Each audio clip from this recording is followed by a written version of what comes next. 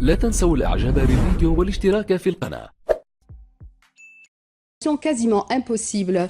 Plusieurs équipes d'intervention et de sauvetage de la protection civile sont mobilisées sur place pour assister les personnes sinistrées et une cellule de crise a été installée pour suivre la situation de près.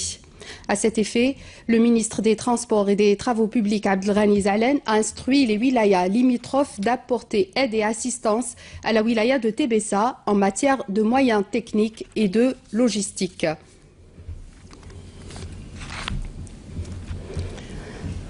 Et nous avons en direct avec nous par téléphone le Wali de Tébessa, Moulati Atalla. Bonjour Monsieur le Wali.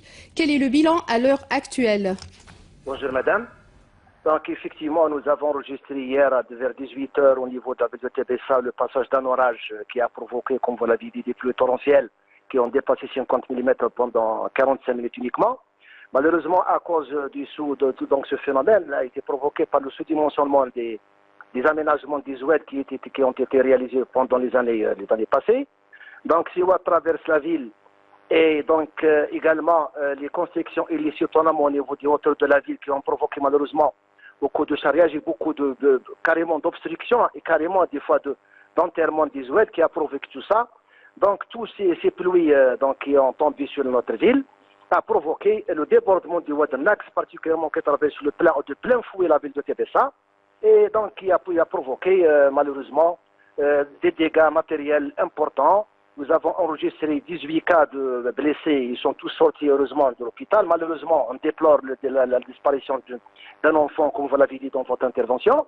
Également des dégâts importants, 80 véhicules ont été emportés et endommagés par les eaux. Plusieurs habitations et locaux commerciaux inondés, même des structures publiques qui ont été inondées.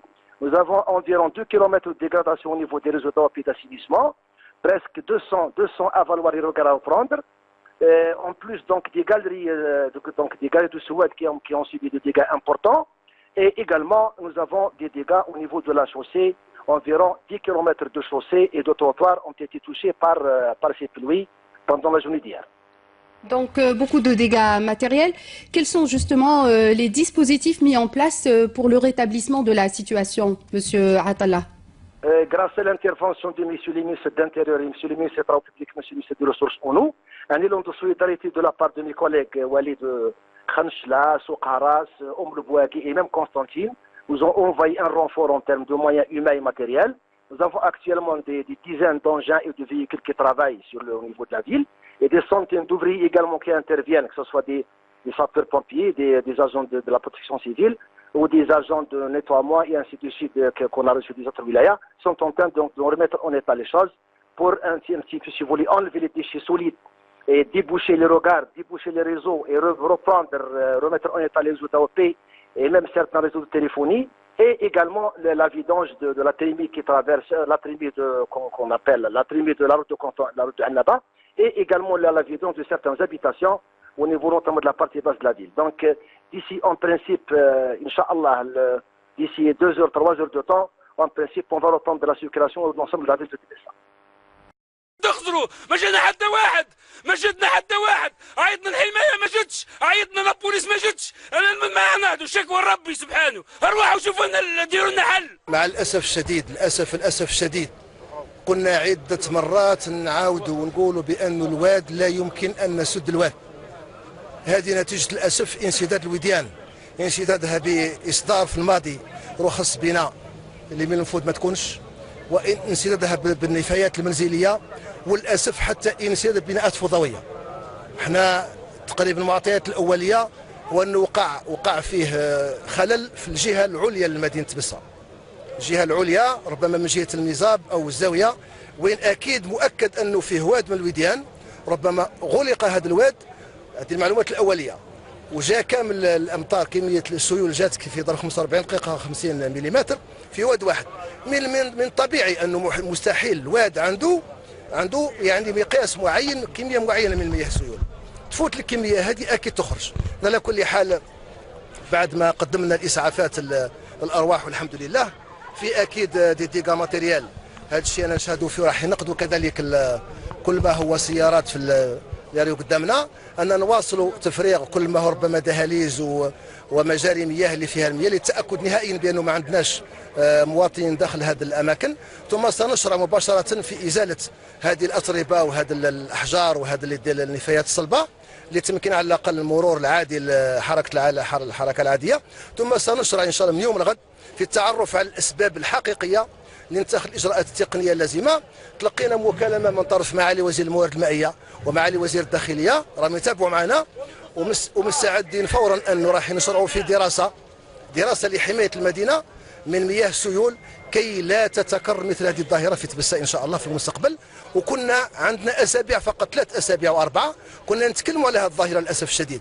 كنا لا قدر الله كنا يعني نتوقعوا أنه ممكن يوقع شيء كما هذا، ولكن هذه أخطاء سابقة، أخطاء في سنوات سابقة تعود إلى سنوات غابرة، أنه مجاري المياه الطبيعية، مجاري المياه اللي كانت في المدينة انسدت أو تم الاعتداء عليها أو تم تضييق مجاري المياه. هذه على كل حال أول إجراء سوف نمنع من عن بات إصدار أي رخصة بناء أو إقامة أي بناية في مجاري المياه الوديان. سوف نحارب كل البناءات الفوضوية التي هي موجودة في مجاري المياه، وسوف نشرع في دراسة لحماية هذه المدينة وكافة مدن الولاية من مياه السيول كي لا تكرر هذا في المستقبل إن شاء الله. من اللحظة نتاع أول قطرات اللي صبت كنا ندوروا في المدينة وتابعنا مباشرة مع الإخوة من الحماية المدنية ومختلف المسؤولين المنتخبين والإداريين والتقنيين لعملية الإنقاذ. وهذه على كل حال ظاهرة كما هذه قادرة تصرى في أي مكان، ولكن دينا درس ودرس قاسي، وهذا يعتبر يعني إنذار وتحذير لنا أننا في خطر حقيقي من مياه السيول في مدينة تبسة. وبالتالي الأوان باش نواجهوا هذه الظاهرة. وكم من مرة كنت نقول من المشاكل العميقة، مش المشاكل السطحية عادي باش نعالجوه، من المشاكل العميقة لمدينة تبسة ولاية تبسة بالأخص مدينة تبسة هي مشكلة مياه الأمطار الوديان والجهة السفلى. دوك حنا رايحين نتوجهوا الآن بعد ما اطمأنينا على الأقل على الأرواح في هذا المكان، رايحين نتوجهوا إلى المنطقة السفلى للمدينة نتأكد بأن على الأقل أرواح الناس راهي على كل حال سالمة وما كانش فيها يعني ربما ضرورة للتدخل من أجل إنقاذ الأرواح. ثم نشرع في طبعا ما هو من كل ما يتعلق بحماية الممتلكات وربما إنقاذ كذلك الممتلكات من سيرة وغير اللي راهي على كل حال في الوديان. الماء ولا نعيش على الرين نظر كيفاش نظر لا الحمايه لا البلديه وين هي هذه دهم علينا المال مهز ولو تخلينا للديار ما خلى فينا شيء، وانتم راك ما رقود ما مقبلكم حتى شيء من الواحد. وين هما هذوم الحمايه المدنيه وين هما ما كان حتى واحد ما طلع علينا رايح الحمال يدينا جاي من شبر ودينا الويد 10 دقائق صبت النوى راك تشوف الشراب صار فينا. مانيش عارف انا رئيس بلديه والناس المسؤولين ما فهمناش وين راحوا. كاين الناس اللي راهي موتة، كاين اللي يدوا الطاكسيات تاعهم اللي راح الطاكسيات، كاين اللي دخل لهم المال ديارهم، كاين كل شيء مبوشي. مدرسة حسونا انا نشوفها هنا المدرسه كيف شراب صار فيها، لو كان زادت نص ساعه كانت الدنيا تطوف. خويا نحاولوا نفهموا السلطات وين راحت برك. الناس راهي حملت اخويا، كاين ناس تخليهم المال للديار عليها صاحبي، ما كانش ناس تخاف ربي يجي يشوفوا فيهم عليها صاحبي. الواد تغلق الواد تلاطه خرج الماء نص الغاشي راح، او ديجا قال لك او طفوله ما يحوسوا عليه ما يقوش طوموبيلات داها الواد. يا كان هنا مدرسه حسونه هذه لو كنت تزري تقري ده الماء الرقرات كل تفلق. ووجهت مصالح الأرصادية الجوية نداء إلى السكان تدعوهم فيه إلى عدم مغادرة منازلهم أثناء تساقط الأمطار إلا في حالات الضرورة القصوى، فيما دعت مصالح الحماية المدنية المواطنين بولاية تبسة إلى التحلي بمزيد من الحيطة والحذر والابتعاد قدر الإمكان عن مجاري المياه والأودية. الإشارة كذلك فقد تسببت هذه الوضعية المناخية الاستثنائية في انقطاع جزئي لخدمة الإنترنت.